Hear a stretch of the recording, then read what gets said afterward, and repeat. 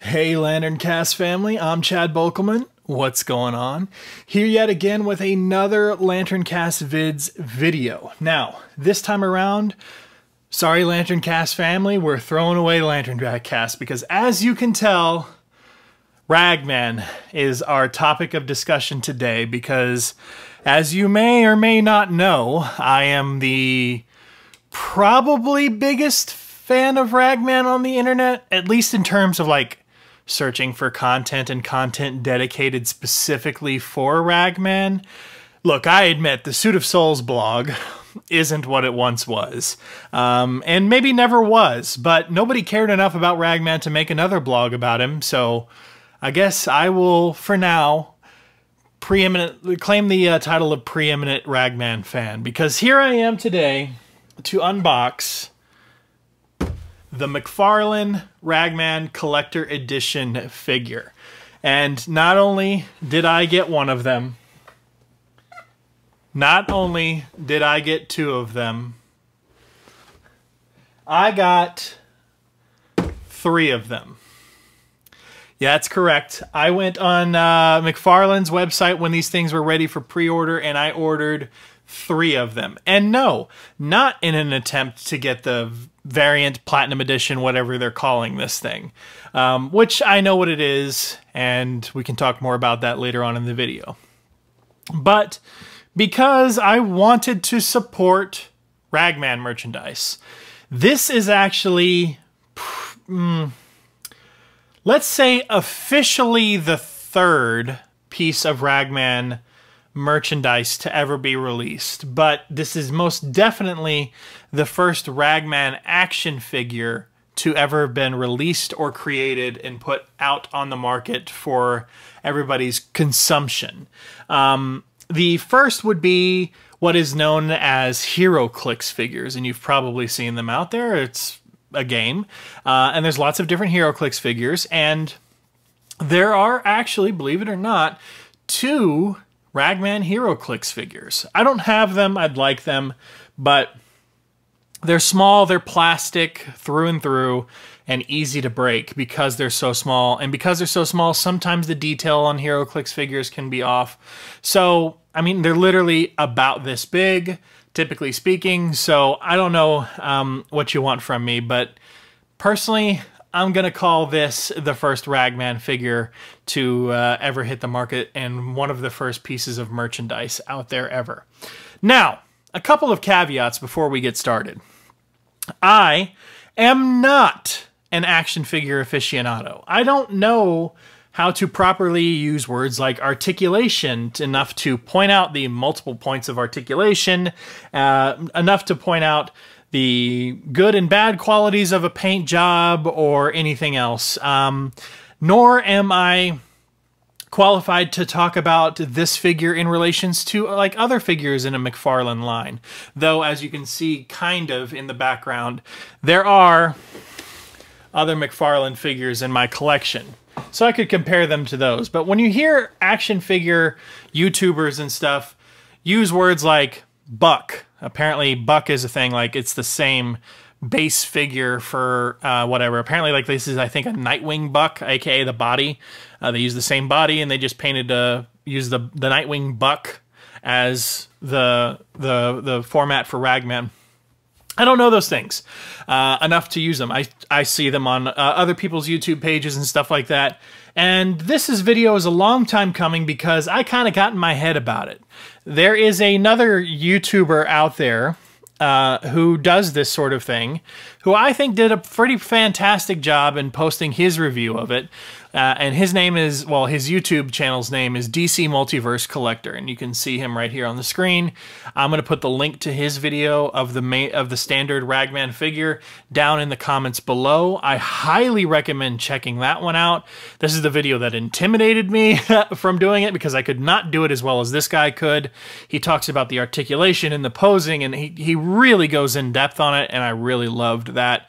He also showed it with this Ragman figure with other McFarlane figures, specifically magic characters, and posed them well, and there was a great background, and I mean, yeah, you get the idea. I've shown you some of the flashes from his video.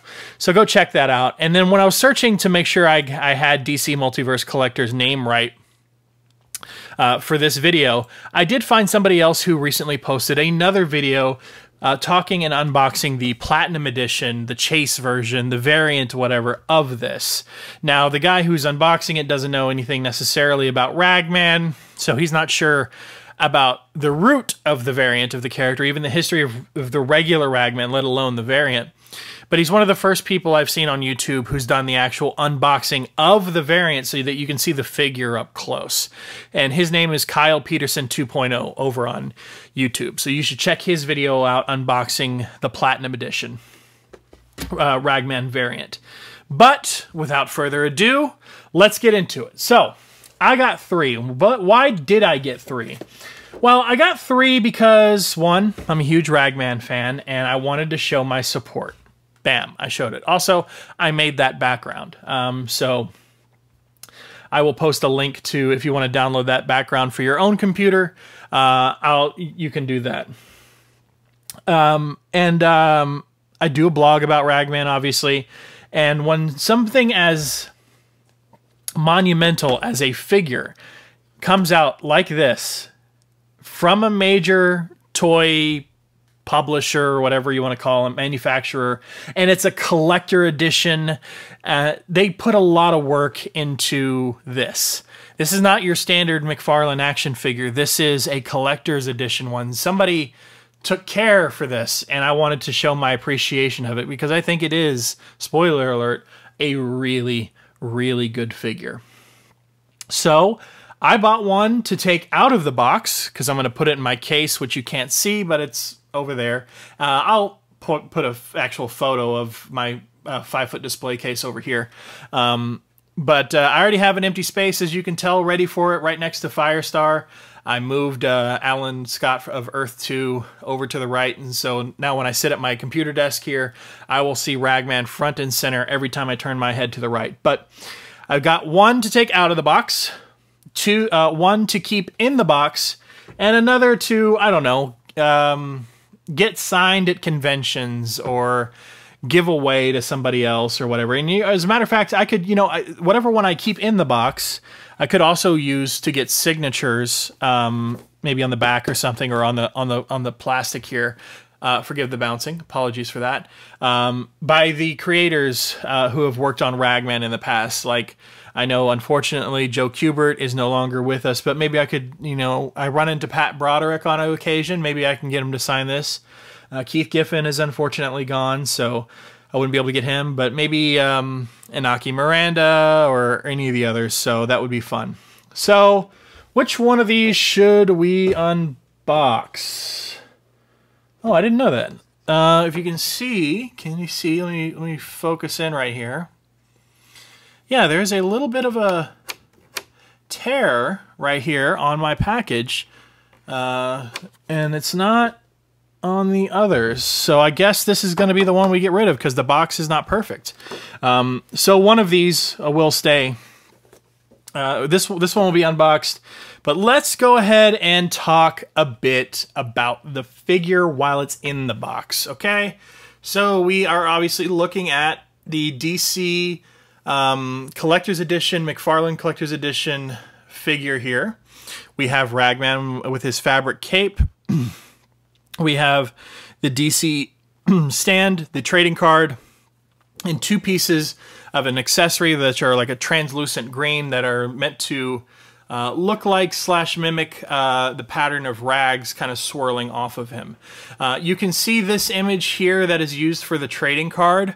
This is from the 2010 Ragman one-shot, putting it over here, which, by the way, if you are new to Ragman, you know nothing about Ragman, and you want to buy one comic to know something about Ragman, this is it. Buy this comic book. And that same image is here on the back. Now, it notes that this Ragman is from the ShadowPact. The ShadowPact is a team of magical characters within the DC universe that came about after Day of Judgment, or I believe it's Day of Judgment. I can't remember the actual name of it, but it is the ShadowPact as presented in these 4 volumes of trade paperbacks. We have William Walker Scott. This is the first volume trade paperback. There's like Blue Devil and Detective Chimp and so on and so forth. And then the second volume. And then the third volume. Ragman featured there. And then Ragman over here. But this, when they say the ShadowPact, this is what they're referring to. The team of kind of magical misfit heroes within the DC universe. So that's what they're referring to there. Now, there's not much difference between ShadowPact Ragman and regular Ragman, because if we're looking at design here on this thing, and by the way, these trade paperbacks I think are from the early 2000s. Let me double check that actually. 2007. So the binding is not too great on them, but when I open it up, as you can tell, see how the binding is peeled away here. But your first page in, there you go. There's Ragman. This is how Ragman has always been depicted, largely since his creation in 1976. But his hood and his powers and stuff have changed just a little bit.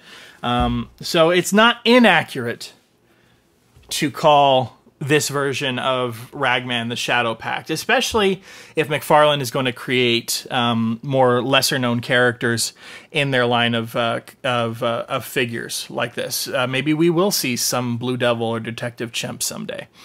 But anyways, that's about it for the box. I do want to say one thing, and I believe I heard rumors somewhere that they're getting rid of this, so this may all be moot. But I really don't understand why McFarlane does this. If you're going to make a really deluxe edition stand for something, why in the world would you make a stand for a trading card? We've unboxed trading cards on this video, on this channel before. What do I do with them? They go in binders. The trading card goes in a little penny sleeve or a nicer sleeve, and then the trading card along with the sleeve get put in a binder. If I'm going to collect the McFarlane figures, and almost all of them, whether they're collector's edition or not, come with a trading card, I'm going to put all the trading cards together. Who in the world is displaying their trading cards on a stand? That kind of is crazy to me. But these will stay in box. 22 moving parts of articulation, as you can see there. And let's unbox our Ragman figure. It's going to be best to do it from the bottom. I'm not going to keep the box, but just easier from the bottom. You can always just swipe the one seal, put your knife under there, twist to pop the thing up and out, and do the same over here, and twist, pops it out. This is also, by the way, how you open Funkos if you want to keep the box intact from the bottom. So let's take it out of here. And we also have our stand, which might come in handy, so let's go ahead and get that out of there.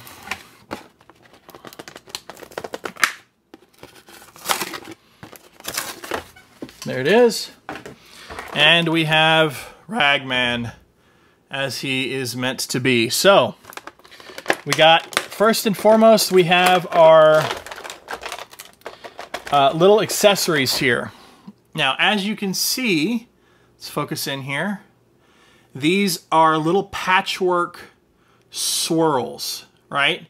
And there's a little kind of bit of a clasp right here. And they look just like they go patchwork all the way to the end, right? But this little piece right here, this little smaller, tighter part of the swirl is meant to attach around the wrist of the character. And I'll show you what that is supposed to look like here in a second. We also, of course, have our trading card. Okay. Here's our little stand. Pretty one-dimensional little stand. Yay. Looks so cool. Yay, I'm so glad we wasted plastic on this. Here is our Ragman trading card, which is not the first Ragman trading card, by the way, as we have seen on other trading card unboxing videos. DC has produced, whether it's in games or other things, there have been multiple Ragman trading cards in the past, but this is our McFarlane Collector's Edition featuring the cover artwork from that Ragman one-shot in 2010. And then, of course, we have our data file, which tells us some information about Ragman. Now, this information here about Ragman mentions he's a war veteran and his buddies were sucked into the Suit of Souls and that an army of demons is seeking him. That is not this Rory Regan or that Rory Regan. That Rory Regan that they're referring to is a completely different one, because that one is the one that's published in the pages of Ragman by Ray Fox and Inaki Miranda, which I reviewed the first issue of over on this. But as you can see, based on this back cover, it kind of matches up here with the Ragman of the description there on that trading card. And if we open this up, we will notice a much darker Ragman with yellow pieces all throughout. Okay. And that Ragman is your Ragman variant. Okay. Super Demons in here. Yeah, so this Ragman with the darker suit and the yellow pieces is the Ragman we're referring to in the McFarlane variant. Now let's see. There it is. Ragman character designs by Inaki Miranda. This is where you're going to see the comparison for the most part that looks the most like the variant figure, the Platinum figure that McFarlane published. You'll note that there's much more texture and nuance to this design than they interpreted into the actual figure itself.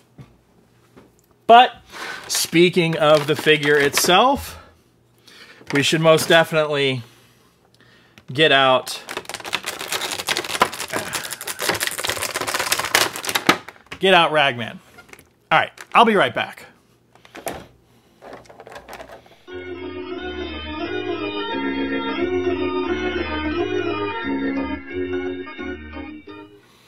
All right, and here is Rory Regan, aka Ragman. Guys, I've been talking a lot in this video, and this is where it's going to start to end and wrap up. There's nothing I can tell you about this figure. I can't talk about points of articulation. It's on the box, it says 22. I can't tell you about how it is in scale with other McFarlane figures, if it's right or wrong. I can't tell you anything that any professional unboxing or action figure fan couldn't tell you about this. Easily, better, more concisely, better edited. I can tell you as a Ragman fan, this is the best thing on the market for us, other than the actual comics in which Ragman is published. The patchwork being painted onto his suit in so many different places is fantastic. It's multicolored. Does it cover the entire body like one would hope? No, that's a misstep. I don't like that. But this green that we get, especially on the back, by the way, is also a missing piece of the puzzle. The rags are supposed to cover his entire suit. It is the Suit of Souls. So not painting it on the back is a missed opportunity, but I understand.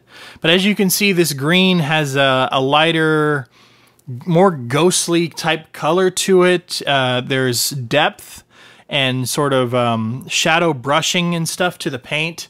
Different sort of darkness to it on the back. There's depth to it. His hands, one a fist. That's pretty great. I do enjoy that. And then one sort of reaching out ethereally, that's really cool, especially if you want to pose this figure like I will, which is to mimic this image, which is from the interior of the Ragman one-shot from 2010. And that, speaking of, is where our accessory comes in, because the rags kind of spin out from Rory's hand. And, oops, I guess there's got to be a way to do this correctly. Or maybe...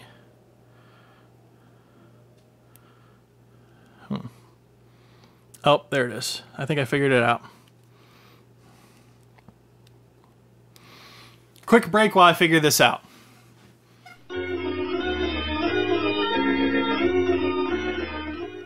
Well, I don't know if I did it right by sticking it between his fingers like that, but it works well enough for me, and matches kind of, you know, obviously I need to pose it a little better, but it definitely matches the cover or that interior image that I'm looking for a little bit more.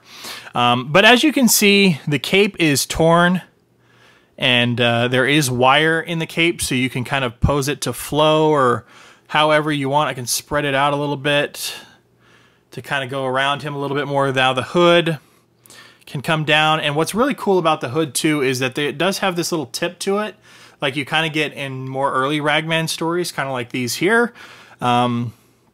But, you know, sometimes Ragman is a little, especially in the earlier days of publication, in like his first series in 1976, is a little more face exposed despite being in the mask.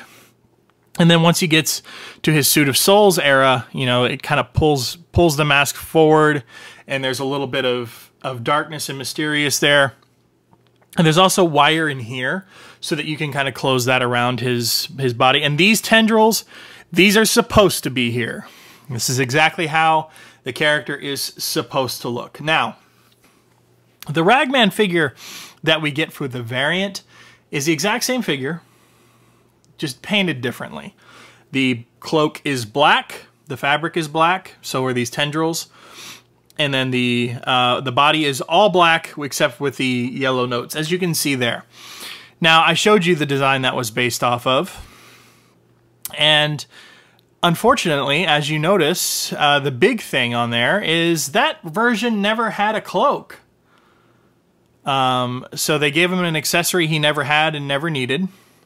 And that version also had more, instead of a patchwork, it was like a mummy, right? And you also could see like little tendrils floating off of him, right? So they were strips of cloth like a mummy, and he was kind of textured all around. That's not what they did for the Ragman variant figure. They gave him a black cloak he never had. They painted him a solid black with those couple of little yellow accents, and they called it a day. So as far as I'm concerned, the Ragman variant, sure, it'd be nice to have just because it's a different figure that says Ragman and DC on it. But as far as I'm concerned, that version never existed in comics. But I'm not going to be too mad at McFarlane, because they gave me the best thing they could ever give me, which is the first, most detailed, best they could do under the circumstances, I think, Ragman figure to ever exist. And yeah, like I said, I'd prefer patches everywhere. But beyond that, this is about as perfect as it gets for a Ragman fan.